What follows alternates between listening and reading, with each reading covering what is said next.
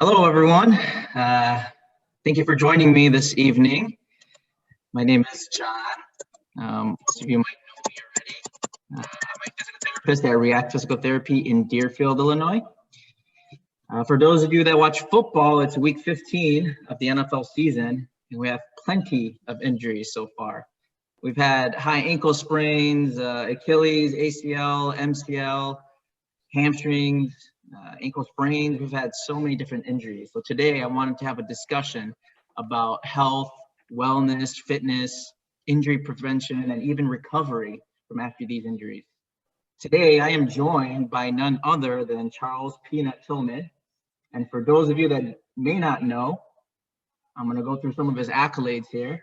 Charles is a two-time All-Pro recipient and was the starting cornerback for all 13 years of his professional career in the Chicago Bears and the Carolina Panthers. He's a three-time winner of the Brian Piccolo Award, the recipient of the Ed Block Courage Award in 2009. In 2012, he received the Salute to Service Award, and in 2013, the esteemed Walter Payton NFL Man of the Year. And we'll get into that a little bit later. He is also the leader in Bears franchise history for interception return for touchdowns, interception return yards, forced fumbles, and he's the only player to record 30-plus interceptions and 30-plus forced fumbles in the history of the NFL. I'm out of breath. Thank you for joining us today, Charles. You're looking really good. Hey, How have you been? I just finished swimming. Me and my daughter we traded water for 15 minutes. That was like I did it for 11, and then she's like, Dad, I did 13. So then we just jumped in the pool and did 15. So yeah, I'm trying to. She's my little competitor, so she hates losing. So we just traded for 15, and I'm smoked right now. I think she gets it from you. Yeah, she might. I don't know. It's for those of you that don't know, he's super competitive, and you don't like to lose. Nobody likes to lose. If you like to lose, there's something wrong with you. Right. Yeah. Gotta get this That's Here we go. Am I glaring? There's one light right above you. Yeah, maybe. How's that? That's better. Yeah. You had a little swimming competition with your daughter? Yeah, a little swimming competition. She takes swimming lessons every Thursday from her teacher, so I just tried to push her a little bit, give her a little boost. So what's your kind of your routine in like for your day or your week? So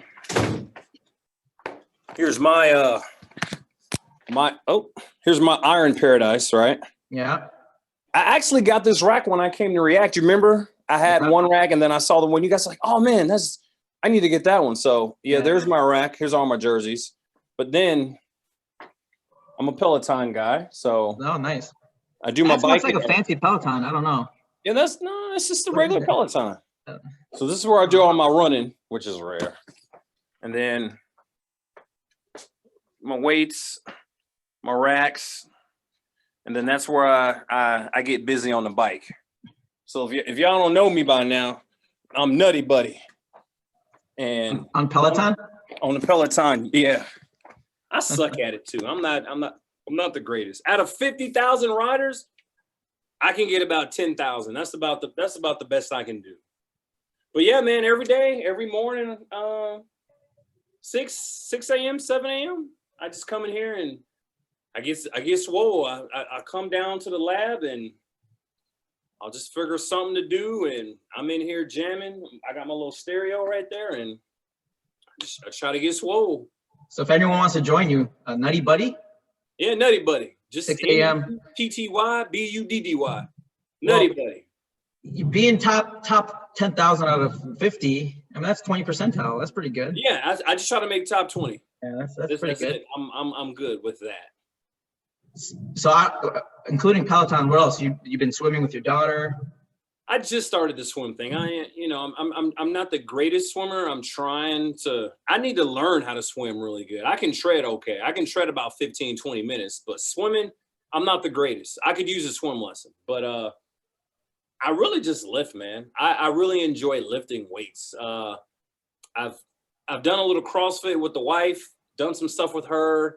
Got bored with that. And then I just went to old school football. It's just getting swole, just meathead, just lift as much weight, squatting and benching. Did that. I'll get bored with that. Then I'll figure out another program to get on. There's this company called Softlete, and they probably got about 300,000 workouts on their little website. And I became a member of them. So I do a lot of their workouts. They have great cardio, lifting, some hiking that's involved.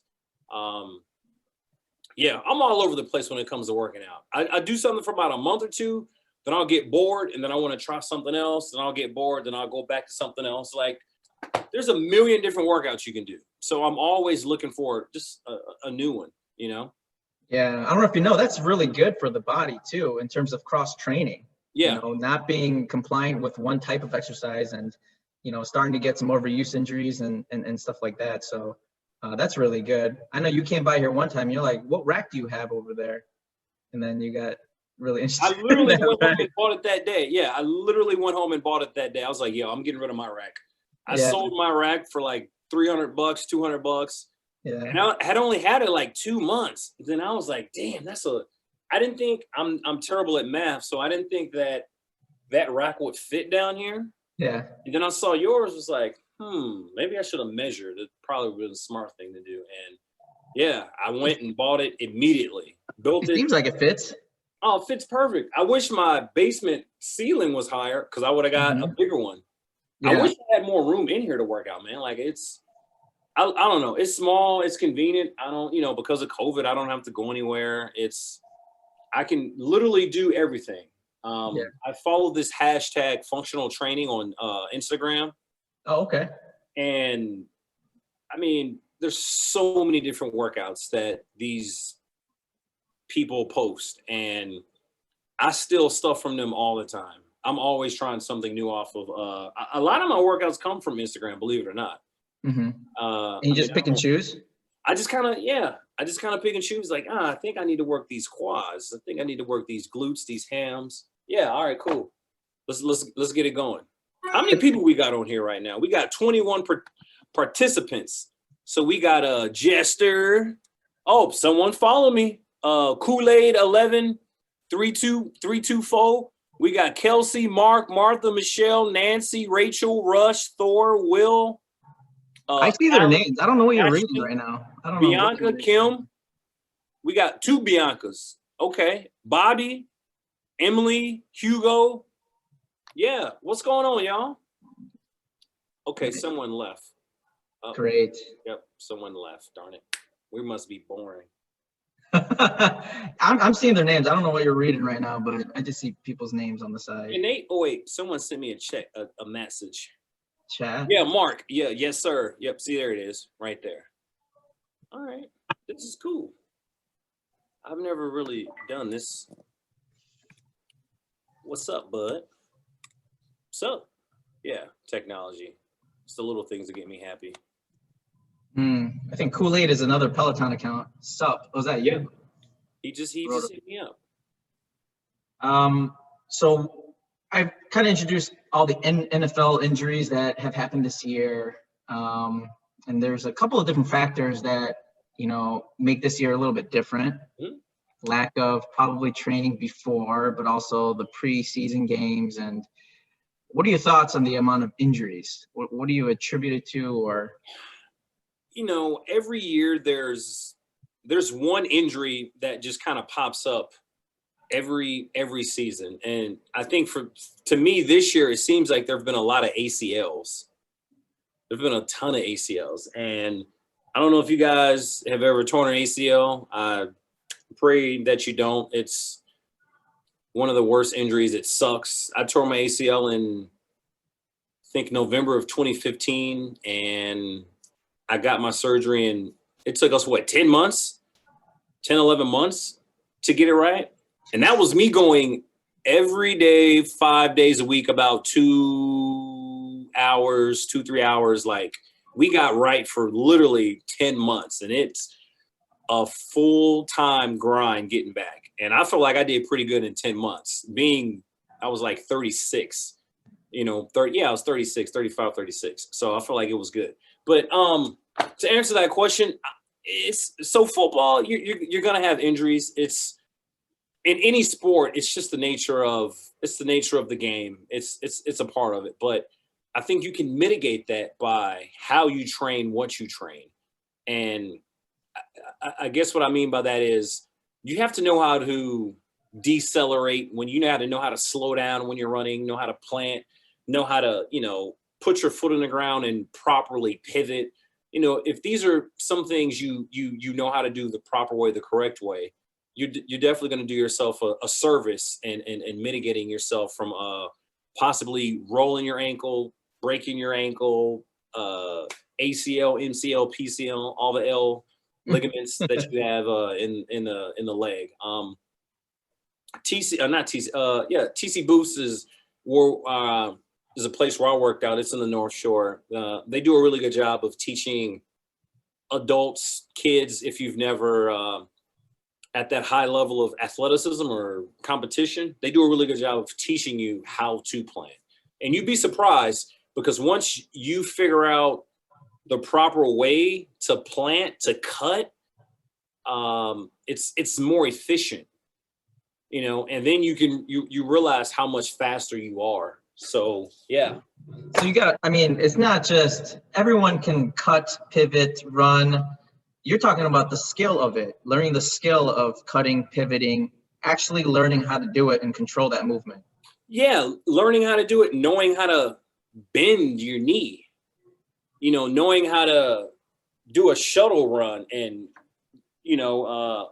running let's say an old school suicide, knowing how to, not just bend down at my hips and slap the line and then stand back up and then turn like a robot and then run. But no, I can kind of lean into it and turn and kind of roll my hip with it. Like once you learn that, it definitely makes working out a lot easier. And I don't know all the participants in here but if you are trainers, those are some of the things that I've noticed the average person has a really hard time with. Like, oh, that's how they do it.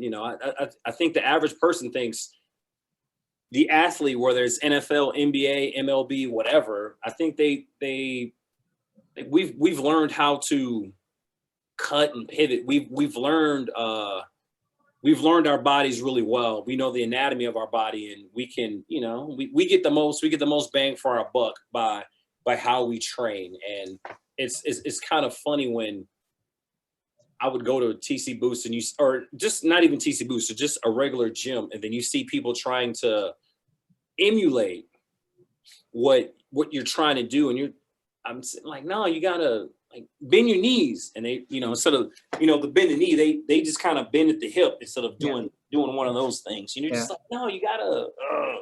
So yeah, man, I'm real big into just functional movement. Most people don't have the functional movement, and it's kind of sad.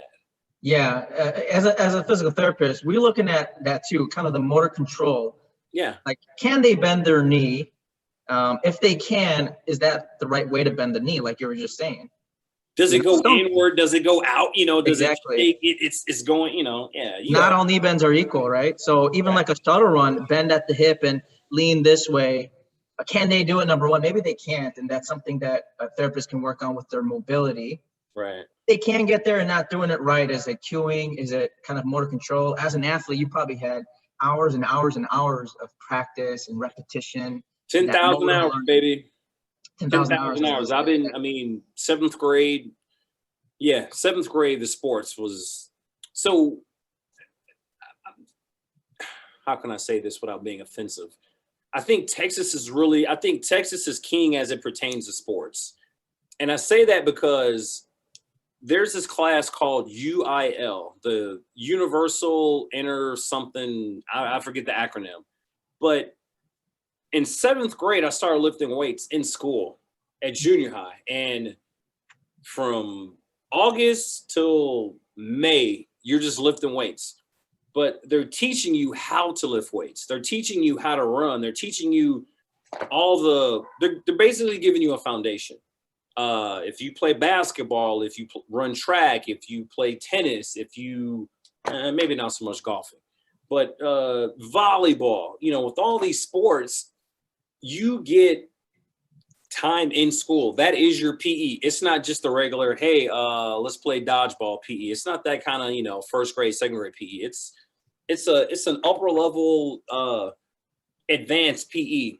And the coaches, they do a really good job of teaching these young athletes the basics of how to plant, how to spike a ball, how to properly run and cut and pivot and plant. Like they do all these things, and it's pretty cool. That's great. And with you in particular, how early on did you know about this? If we have maybe some student athletes here that are joining us, or even parents that are joining us, how early did you know about, hey, I got to learn this skill of how to move? How do I squat? How do I, college? I'd probably say when I was in high school, because I could see that by me being involved in this class, and I got the repetition, and I did it over and over and over and over and over and over and over again. I saw myself go level with everyone, and then I just went here, and then I just kept advancing because I caught on to it. One of the coolest things though is just if you watch kids or like a baby, babies do it properly. I don't know. Yeah. At some point when you turn like 3 or 4, we just get real dumb. But like babies, they bend, they're super flexible. They know how to bend down and pick something up. They don't, babies aren't doing this to pick, a baby will squat and bend over. I don't know what age we get dumb or complacent, and then we just start bending at the hips instead of the knees. Yeah, I was fortunate enough to go to a really good high school, or they had a really good program, and they taught me how to lift weights properly. They taught me how to pivot, how to plant, how to cut. I was pretty good at all those things, but then to get coached on top of that, it just made me a better athlete, and I got the most use out of my body and my skill and my speed and my athleticism. You're absolutely right. High school, man, high school. But you get it too just from playing, though. I think kids will naturally go outside and play, and I watch my kids now, and they naturally just kind of they try to juke you and all that kind of cool stuff. Kids naturally do it. We just at some point, as you get older, you get dumber and you forget how to do that, and then someone has to tell you, and you got to pay some money, and they tell you what you already were doing at a young age. Right. So, yeah. You're absolutely right. Babies, if you watch babies, they're in their developmental years, they are they have the greatest mechanics. They squat like a baby. They can squat butt all the way to the ground. I mean, they have pristine form, just not a lot of control, but they have really good form. Right. So with all this repetition in high school of, doing the same thing over and over and learning this skill, how important is like recovery and making sure you're not burnt out? When we're young, we don't feel that. It's just like we keep going. Is it important to recover, in your opinion? It's extremely important. I didn't really know about recovery, didn't think about recovery. I just was a guy who could wake up, didn't stretch, go out, play, do my thing, wake up, do it again, wake up, do it again, just over and over. Probably when I turned it was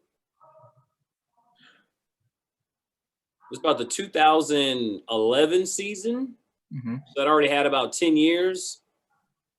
And we played a game. We played the Detroit Lions. We won. Went to practice that week. One of our corners or nickels got injured. So I ended up taking extra reps. And I did maybe a fourth more. I had a fourth more reps. And then in the game we played previously, I had over 100 snaps, and I took more reps in practice. So we played the San Diego Chargers, and Vincent Jackson is just killing me, lighting me up, and I'm running as fast as I can, but I literally have nothing in the tank. And when you look at the film, I look so slow because the week before I was like the fastest guy on the field. And then my coach came to me and he goes, you know what? He was like, man, Like, we killed you. That's our fault. He goes, I know you're faster than this. I can tell you're running. He just goes, yeah, man, you're getting old. Father Time is undefeated. You know, we look at the snaps and look how much you played and how much you practiced. Like, we didn't help you. We hurt you. So we have to let you rest. You need an extra day.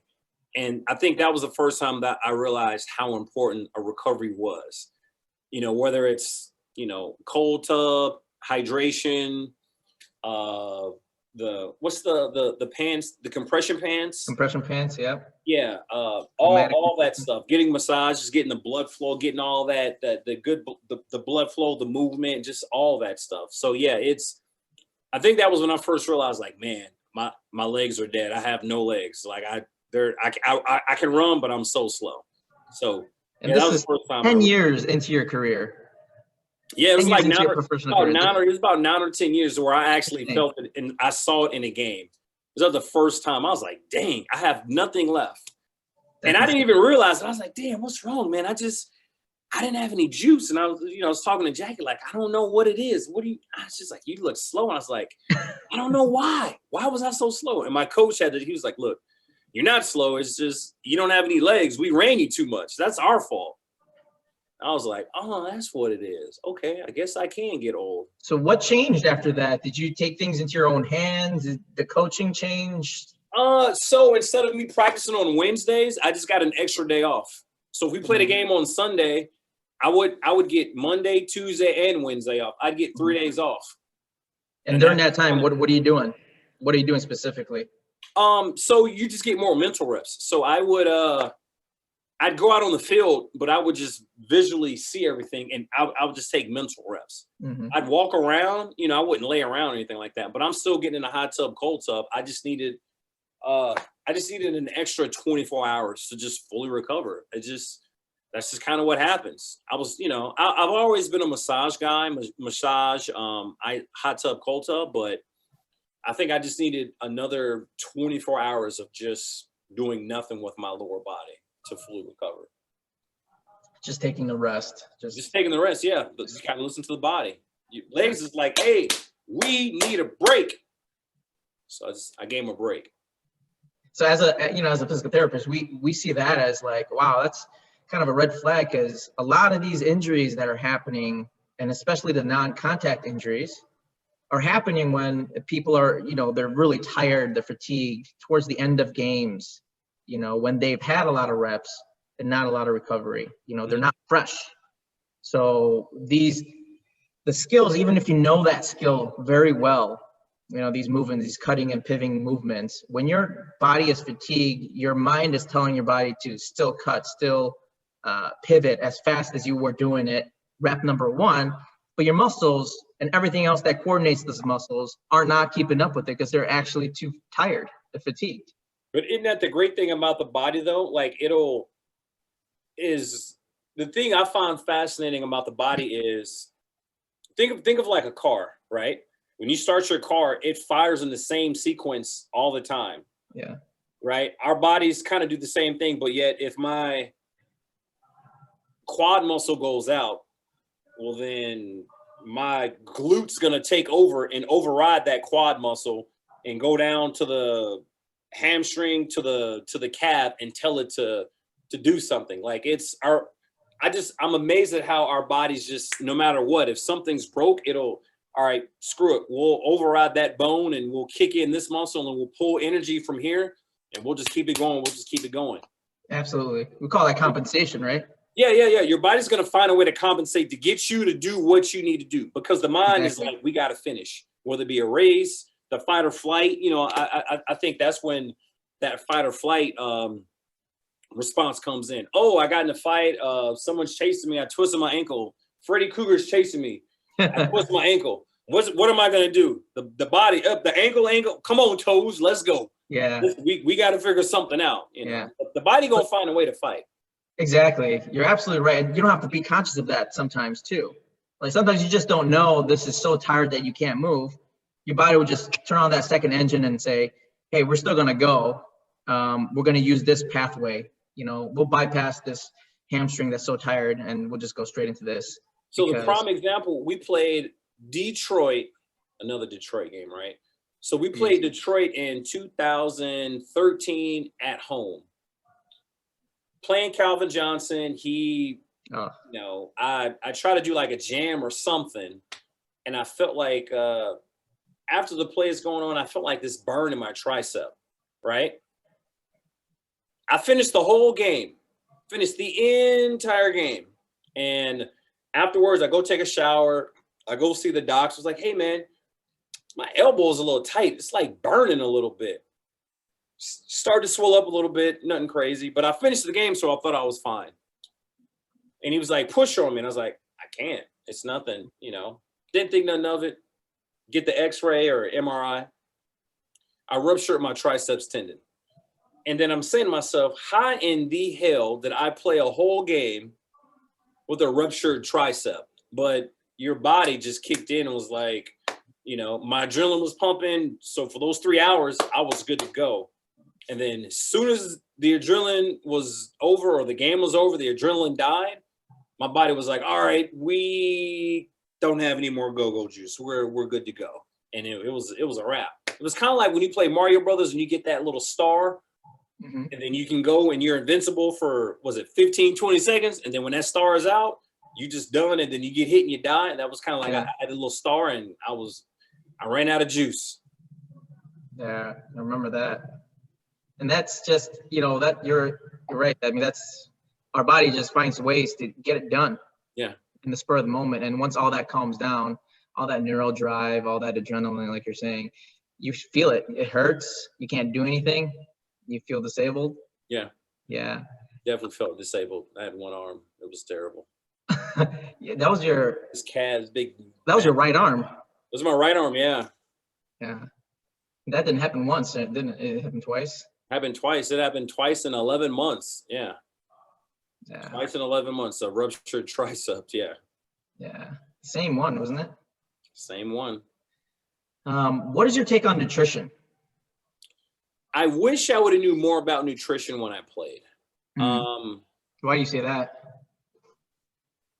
So when I got into the league, I was 22, barely 22, single, and I'd go to work, practice, then I'd come home and it's like, man, I'm cooking one for one and one of one. And it's like I tried to cook, but I wasn't cooking, sweet potatoes and, rice pilaf and quinoa. I didn't know about that stuff, right? When I was a kid, when I grew up, it was green beans and corn. That was, and the green beans were in a can. That was that was all I knew about.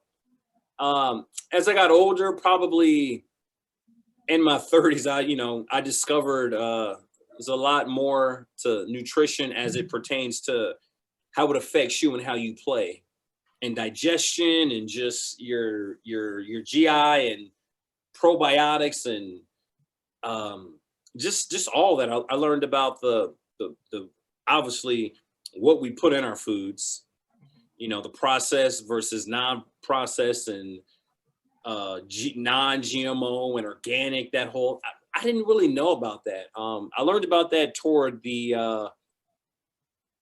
end of my career, and what I learned about that was,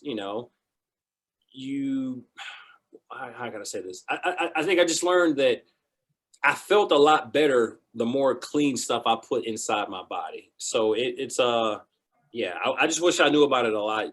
I will say though, even 10 years from now, I mean, all those labels of non-GMO, organic, and all quinoa and these types of grains, ancient grains, and sprouts and stuff, it wasn't well known. Some of these labels weren't non-existent, gluten-free, and that stuff kind of blew up recently. I still don't know what gluten-free is. Yeah. So hey, Hugo asked the question. So Hugo says, can you see the questions? I can't see the question. Yeah, it's in the chat. Okay, so Hugo says, I'm curious how much you or a typical player relied on massage, lifting, stretching, recovery versus the medicinal. Am I reading that right? Medicinal methods like pain masking. Yeah. I didn't rely on the medicinal method. That's a great question. I was more of a just massage therapy. I do think there is something to say about the medicinal method from people I've talked to. I think my father-in-law, he's got some, he's 62, aches and pains, bumps and bruises, been in the military 30 years, combat veteran, and he took the CBD oil. And then probably within, I don't know, maybe 2-3 days, maybe a week or something like that, he was like, man, that pain that I, was experiencing in my knee or whatever is like, it's gone. So I definitely think there's something to it. But here's my thing though. I'm all about, and this is why I like React. You could have pain in your knee, but where is that pain really coming from? The pain in the knee really isn't something else. Like the prime example I always use, people always complain about having tight backs. Okay, your back is tight. Your back is for stability and your hips are for mobility. And the back and the hips, they kind of go hand in hand. They go one in one. And a lot of the time when I would mess up my back, it's because I had really tight hips and I would have to do something to loosen up my hips. Therefore, me having a tight back, well, like we said earlier, my hips are going to try to do the mobility and the stability because my back isn't doing it. So my hips are going to override my back, and that shouldn't happen. So when you have an injury or you have some sort of pain, you can take the medicinal method, go that route. But to me, it's only putting a Band-Aid on it. Like you still have to get to the root of the problem. The root of the problem is me having a tight hip. So let me get my hips all nice and loose instead of taking pills, medicinal, whatever, and then that will fix my back. Now, there's going to be some work involved. You're going to have to go to physical therapy. You're going to have to rehab. You're going to have to work at getting whatever it is that you've injured or the pain you feel. You're going to have to work at getting rid of that pain through some form of work, and personally, I'm okay with that.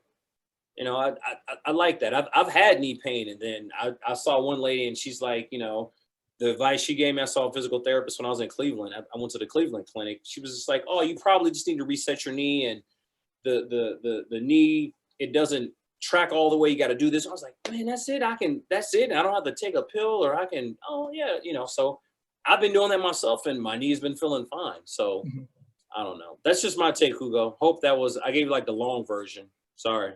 That's a very good explanation. As a physical therapist, that's the one I would give too.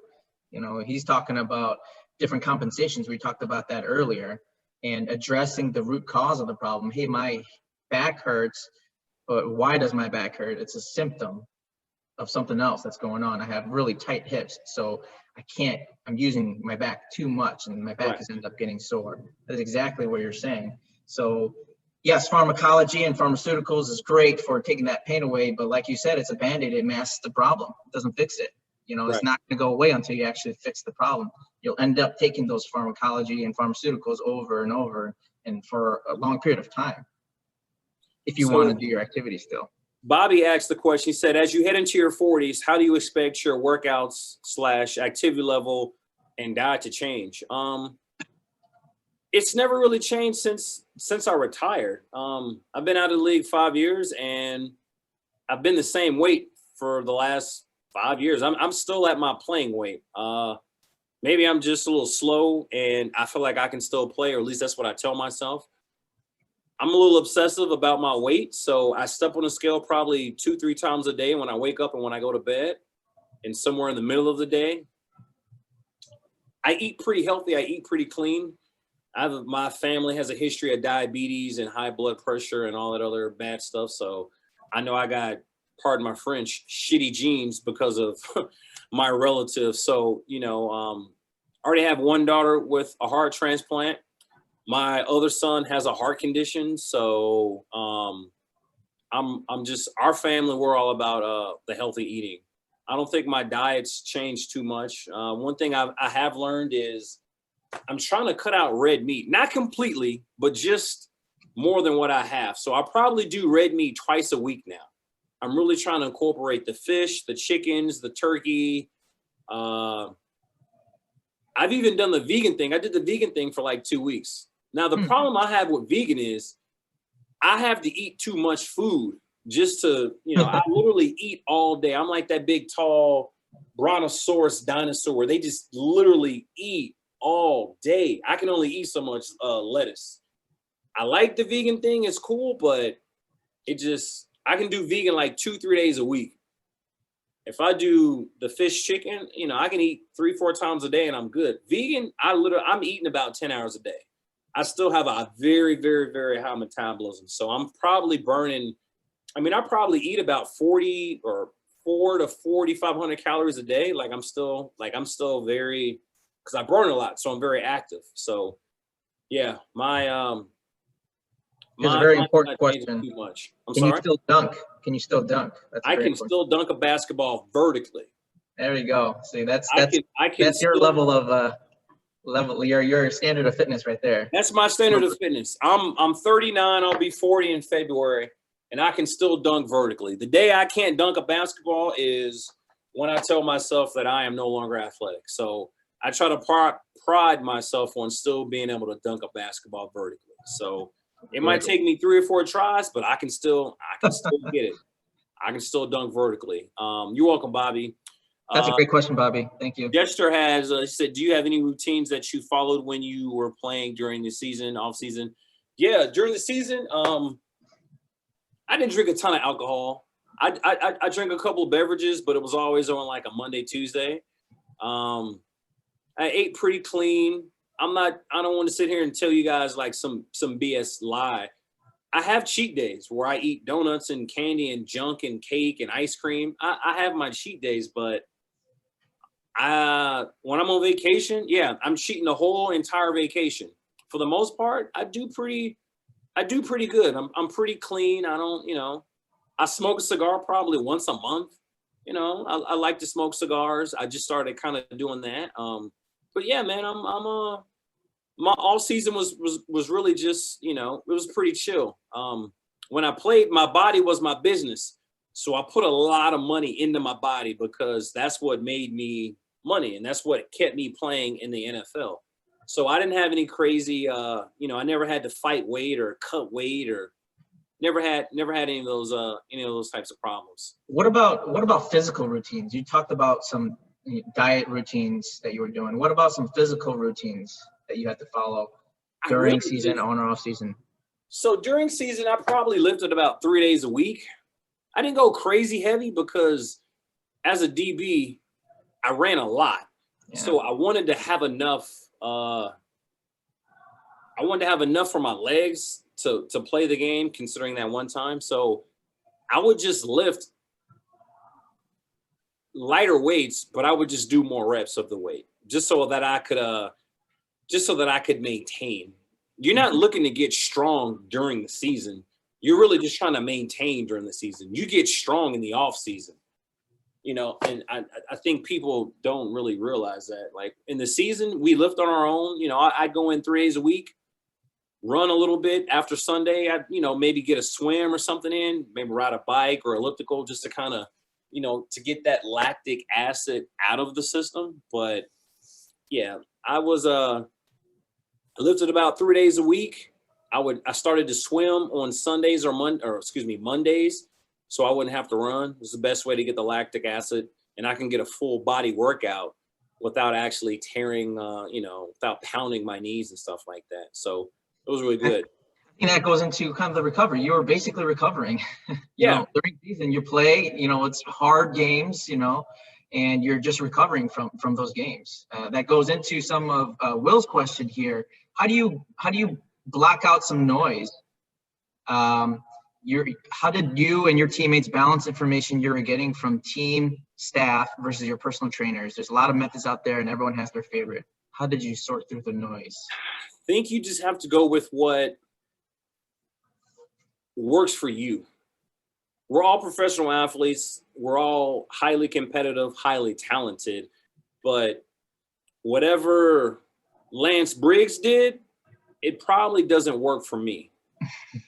Whatever, Anthony Adams did or Alex Brown or Mike Brown did, it's probably not going to work for me. Mm-hmm. I was a guy in the off season that I didn't work out with the team in the off season. I didn't like to lift with the team in the off season because we would just do one giant workout: run, bench, squat, power clean. And those are all great workouts, but the off season was the time for me to focus on whatever I was weak at, whatever weak muscles or just weak hip or whatever I was deficient in. That's what I wanted to focus on in the off season. So I didn't mind paying a little extra and going to a coach. I would go to TC Boost. I would go to Fitness Quest 10 in California. I went to a couple. Those are like the two main. I went to Plex in Houston a couple times, and they would give you a workout specifically. You do like a body assessment. Hey, touch this, bend your touch toes, do this, turn around. And you're like, all right, yeah, your left hip, you only bend this much. Your hips doesn't do this. Here, let's get you on this plan. And then you would do that plan, and then you would kind of get balanced out. It's kind of, think of it like a car getting not the tire rotation, but a wheel balance. Mm-hmm. The off season was a time for me to get balanced out. And that was what these personal trainers would do. So during the off season, I would listen to only them because I was working with them every day. Now during the season, I don't have my personal trainers. I'm all about the team trainers and sports and conditioning. So I would go to them, and then they would help me deal with whatever I was hurting or trying to strengthen or whatever. So it's two different, off season, I'm focused on one thing, getting my right glute stronger. So I'm listening to my personalized coach. During the season, I'm listening to the team trainers, team strength conditioning coaches. I think that's some great advice. You're working on your weakness, especially when you have the time to do that, working on the weakness. Why strengthen your strengths? Right. Work on the weakness to get, balanced body, balanced overall competitive athlete. Here's a great question here too. And what are some ways that you took care of your mental health on and off season, as well as during retirement? You've been through many injuries. Yeah. Even season-ending injuries. How did you deal with that, not only physically, but as this question kind of relates to mentally as well? So I think with every injury that I've had, every physical therapist I've had and worked with was my therapist. Because there comes a point in your rehab and you're going to be like, damn, is this ever going to get better? I've been doing this for 3 months and I still can't. I remember when I terminated, it's like, I still can't bend my knee. I still can't run. John, when I run, it hurts. Like I'm so slow. I'm never going to play again. Like, come on, dude. What is this? And every therapist, that's when they got to pull you aside and be like, no, look at where we were. Look at how we were. We have gains. And what I appreciated about John was he would record me and then he would send me little videos. You remember the little edit? I still have them. He would edit these little videos. And I'm like, damn, okay. 2 months ago, I was like barely walking, limping. Now I can jog. Yeah, it hurts, but I can jog now. So I appreciated that. So I dealt with my mental by having great therapists, because the days that I really wanted to be like, man, I can't, my shoulder, I'm never going to be able to get it here. I've been doing this 4 months. It sucks. I'm doing all this for nothing. And then that's when your therapist, they come in and they kind of, they have to help you, and they kind of have to pick you up off the ground, because you've been busting your ass for, at least me, I worked out 5 days a week every day. And yeah, there's some days where you just like, this isn't worth it. It's not happening. What's wrong? It hurts. I'm in pain. And that therapist or that PT, they'll come in and be like, no, let's, okay. And I'm sure you see it all the time, John, right? Yeah. Like people, they just get discouraged because it's like, damn, man, when is my thigh, my hand, my foot, whatever? When is it going to get better? I want to get back to what I used to be doing. Yeah. And yeah, so the PTs, that was my mental, that helped me. They were my therapists. They were my psychologists, my psychiatrists. They're the ones that really helped me out. Yeah, I remember those times where, you were a little down and, then I pull out, we take objective measurements. We take objective measurements before you start, and periodically we take these measurements and we say, hey, look, back then you're barely doing this. And I actually showed video, in your case, video footage of like, hey, you're barely doing this. Look how bad that knee was swollen. Right. Look how much it was shaking. You couldn't even do that many reps of this. That's a very good point there, and keeping our mental game in check here. Cool. Have you? Here's Jeff's question here. Have you had him do any dry needling on you? Yes. You is referring to me.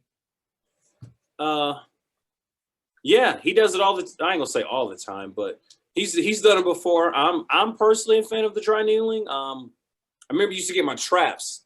Yeah. I do one of these, and then it just slowly releases, and I'd be a little sore for the rest of the day.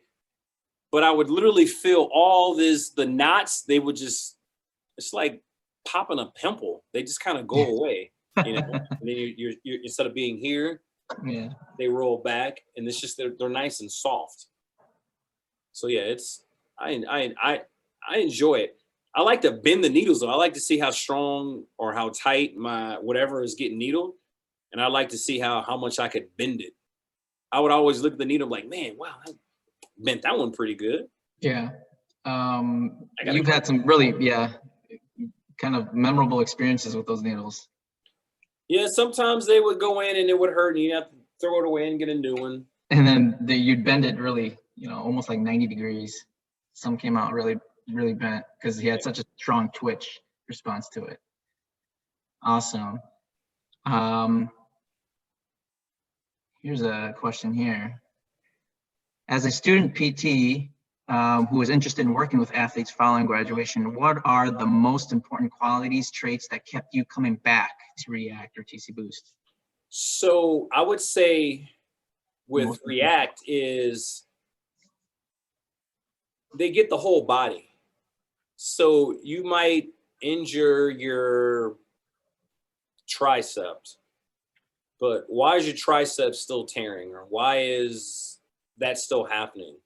Like, I really need to, I'll tell you a true story. Prime example. I used to get this Baker cyst in the back of my, I got this Baker cyst in the back of my right knee.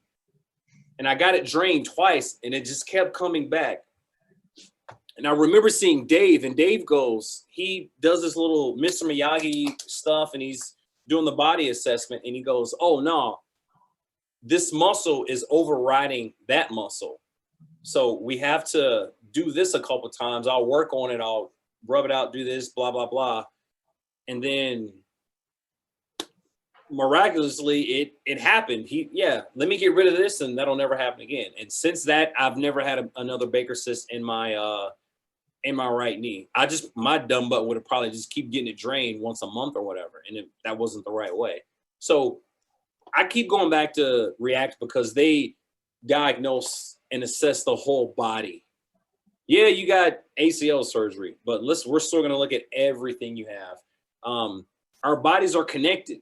Whether it be something happening in your wrist, well, it's probably coming from somewhere else. It's just you're feeling the end result being in the wrist. That's why I go back to them. That's why I like and love what they do. As it pertains to TC Boost, I just like the trainers. I like how they train.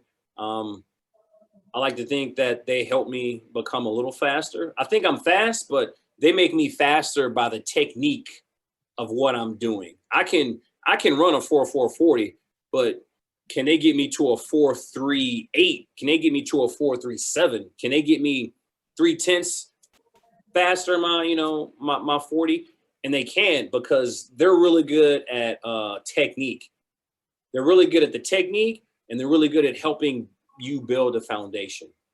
So that's why I like going with them. They're great for movement. If you have a kid and I'm not saying they're gonna make your son Usain Bolt or your daughter Usain Bolt, but they can definitely get them faster just off of technique alone. They're great for just getting you children foundation are a good foundation as it pertains to athleticism. Nice. As a, I'll chime in, as a student PT, I'll summarize what he's saying is you got to learn the body as a whole. You got to learn the body as a whole connection. When you have a knee pain, knee injury, that's your symptom. You got to find out what has caused that knee to be hurt. It's the same thing as a non-contact ACL injury, is nothing touched them to tear that ACL. Why did they tear their ACL? It's coming from internally.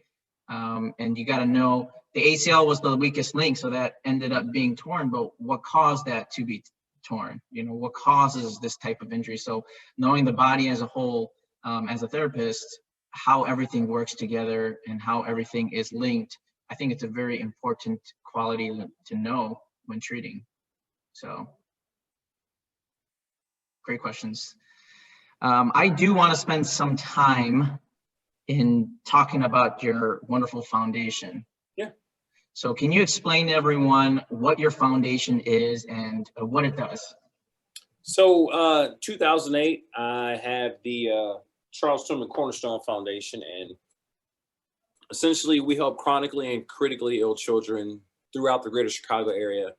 For those that don't know, my daughter, she's 12. She had a heart transplant when she was 6 months old, or she was 6 months old. And as a result of that, we started this foundation, and we really try to help out other families that are displaced in these hospitals for periods of time.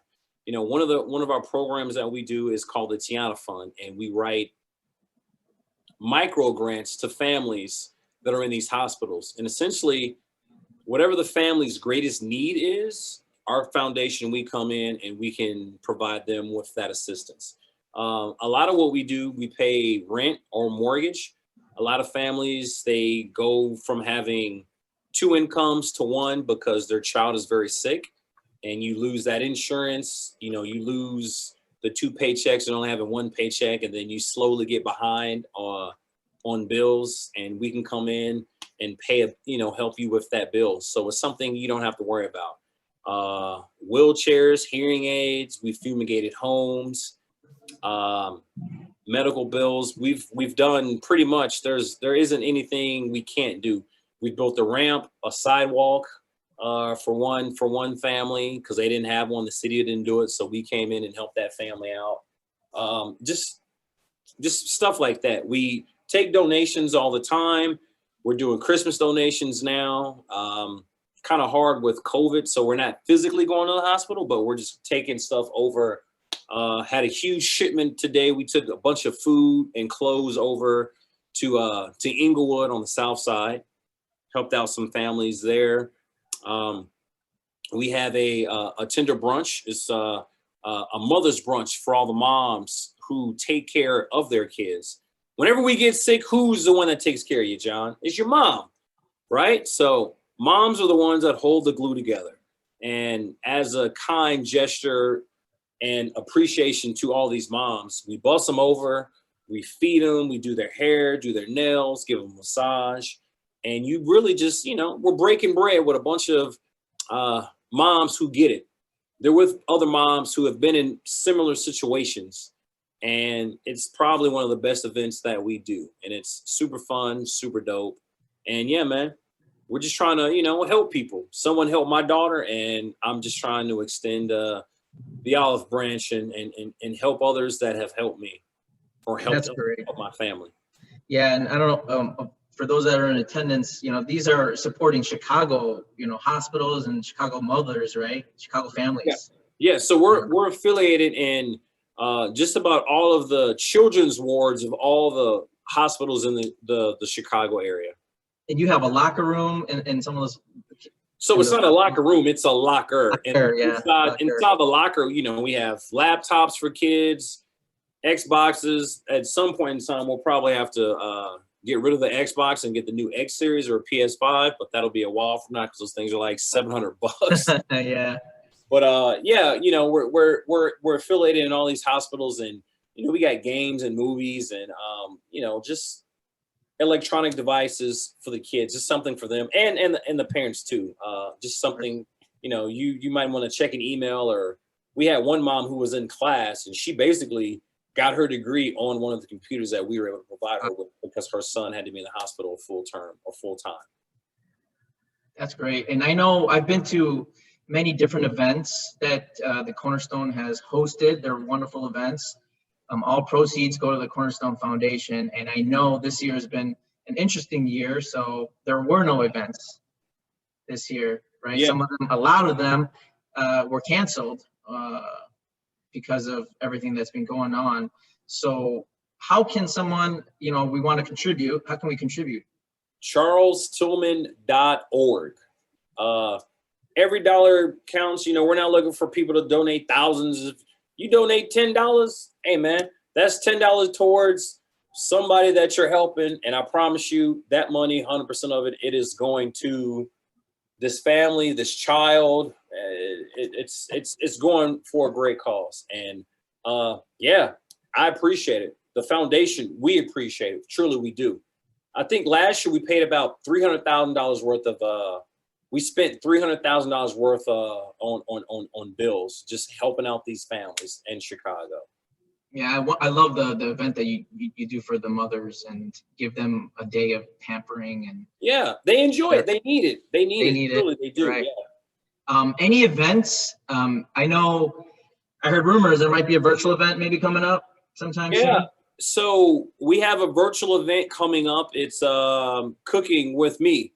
Oh. So essentially you're gonna go to CharlesTillman.org. I don't have all the details like off the top of my head. I haven't memorized it yet, but it'll be a chef, and you buy this kit with the chef, and then yourself, myself, and then all the people that have signed up for it. We will basically kind of do like a Zoom with this chef, and kind of like what we're doing right now, but we're drinking wine and we're cooking and shooting the breeze, just trying to have a good time, be safe and raise money all at the same time.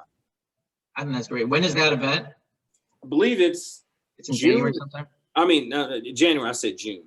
It's here. I'm gonna show you right now, Jessica.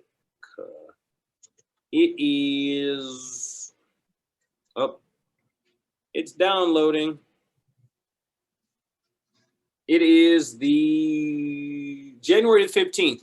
January 15th. And when can people register by? So I don't know if y'all see that right there. Yeah. You can register right now. I don't know the last day you have to register. You shouldn't have to do all that. I'm gonna send it to you, John. I just sent it to you. I don't know the last day you have to register, but just register right now so you don't even have to make it to the last day. Yeah, because I'm sure you got to get the shipment of the ingredients and stuff to cook. Y'all ain't got nowhere to go. Y'all ain't got nowhere to be. Ain't nobody traveling. So y'all might as well go on and purchase one of these. We can drink a beer, crack open a bottle of wine. We'll make some steaks, some burgers. We all know you don't drink beer. I can only drink one beer. And yeah, we all know. I don't know if you guys do that. It's not really my cup of tea. He's not a big beer drinker. No, I don't have the stomach for it. Oh, he's too health conscious. I am. Do we miss any questions? I think we got them all. I think we got them all.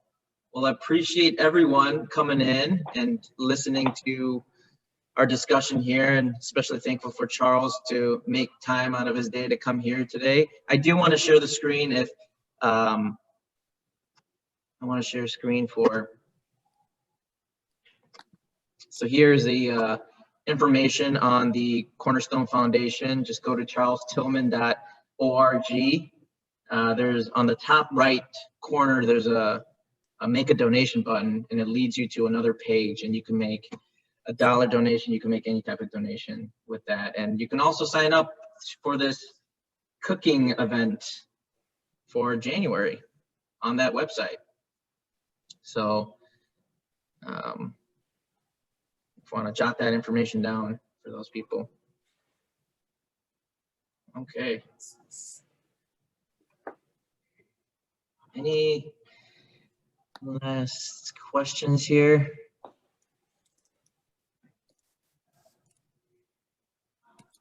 How have you been spending your time lately, Charles? How have I? Yeah. I spend a lot of time in here, and I just watch. I'm watching The Crown right now. The Crown is, it's The Crown, the England and Windsor Castle and all that, the Queen. So I've just been binge watching a lot of series. I don't think I've watched this much TV in a while. So that's at nighttime. Once the kids go down, I spend about 2, maybe 3 hours, and I'll get a good show and I'll watch that series, and then. So I'm always looking for new shows. Always looking for new. Any shows. new show recommendations from anyone? Like I said, I'm watching. I saw The Queen's Gambit. It's about chess. Yeah. Oh, check out The Queen's Gambit. Yeah. I already saw it. It's pretty good. I'm on the 4th season of The Crown, so I need a new one after The Crown. I watched. Jackie and I, we've already watched those. So yeah, I got one more season of The Crown, and yeah, I don't know what I'm gonna do. I got to figure out another one. Oh, yeah. My daughter and I were watching Charmed on Netflix. So my 12-year-old now, we have our show. So I'm watching that. I'm a big horror movie guy. So I watch horror movies with my kids. Scares them absolutely they're terrified. But yeah, I like scaring my kids. So I make them watch horror movies with me. Even the youngest? So I watch 80s horror movies with her. Okay. Because she's like, Dad, that's just comical. They're kind of comical. They're extremely comical. Yeah. It's hilarious. And to think that they scared the ever living out of you. Yeah. Kid. So, but she can't watch the ones that are like after 2005 and like later, she can't watch them. They're too scary. Because the effects are too good. The effects are too good. They're too good. I was watching one horror movie with my I don't know what it was called. The Sinister. My son, he was looking at it, he was like, wait, are those kids? Are the kids killers? Yeah, I'm out. I'm good. I'm good. It's the kids kill the family. He was like, yeah, I can't watch this, Dad. I was like, all right, And you watch it built like me, son. You're not built for tough. You're not built to do your homework. He was like, nah, I ain't built like that. I can't watch it. I'm gonna have nightmares. So I was like, all right. Nice. So you keeping up with your exercise routine these days then, huh? Yeah. I just, like I said, I swam today. I'll probably work out about 6:30. And the funny thing is, I still work out early in the morning. Like you're always the morning person. You always went out for a run. I remember you always bring me a map of like the route around where you ran. Yeah. A mile, wasn't it a mile, one loop? Yeah. I still work out in the morning. Still get it in. I got this little dumb Whoop band that basically just tells me what I do for the day. I don't know if it's worth it or not. It tracks your sleep too, doesn't it?